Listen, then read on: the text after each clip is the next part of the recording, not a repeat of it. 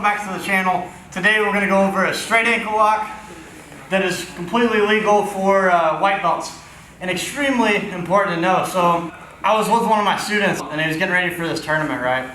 And he was asking, he's like, do a lot of white belts do leg locks and stuff? I was like, no, I don't think you have to worry about it much at this tournament. So the first 10 seconds he goes in there and the guy hits a sweep, goes straight to the straight ankle and extends it. And it was just one of those moments where I was like, oh man. So from then on, and this was probably about like 5 years ago, from that point on I was teaching all my white belts at least how to do the straight ankle and how to get out of that position. So let's learn how to get into this position, and I'll give you a little tip on how to get out of it as well. So when we get to this position, what I want to do, I like to make sure that I can see just his toenails. Right, so if I'm like this and I can see his entire foot behind me, it's really easy for the person to just boot their foot, and I can extend as hard as I want, and it's just not going to work. So I want to take my my shoulder here and go up and above, that way I catch.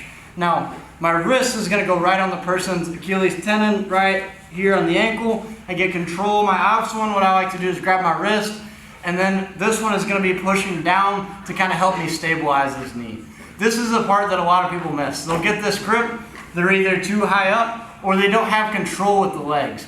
So what we're going to do, I have to have 3 points of contact here. I have to have this one over top, both of my knees pinched together, and I have to have his ankle. All right, if I'm missing this, then I need to be over top. But I need the pinch, foot position, and control here. When I get to this position, I want to drop to my shoulder, and you should see his face change right away when I do this.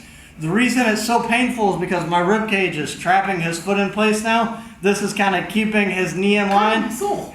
And when I start to extend my legs, extend my shoulders back, he should be already tapping.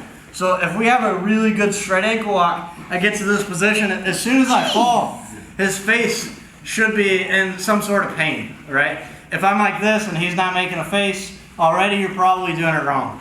So as soon as I get this lock and I fall down, he should be about to tap before you even put all your pressure down. So again, my ribs are dropping into this and my arms are kind of tucking up like I'm doing a guillotine. And when I'm ready to go, I'm going to try to go belly down and buff my shoulders out. By buffing my shoulders out puts a lot of pressure on the person's ankle. So again, all my weight right now is on my elbow, my forearm. So I'm going to drop and I'm going to tuck myself up underneath and try to make myself as close to his hips as possible. Once we get here, I'm going to start buffing out and extending. It's really painful. Right now, for Nakana, just one of the ways that he could get out of this, he needs to free himself. So he would push this foot down and he would sit his butt over top. And that's just one way to start to get out of this position. But it's really painful. As always, no liability.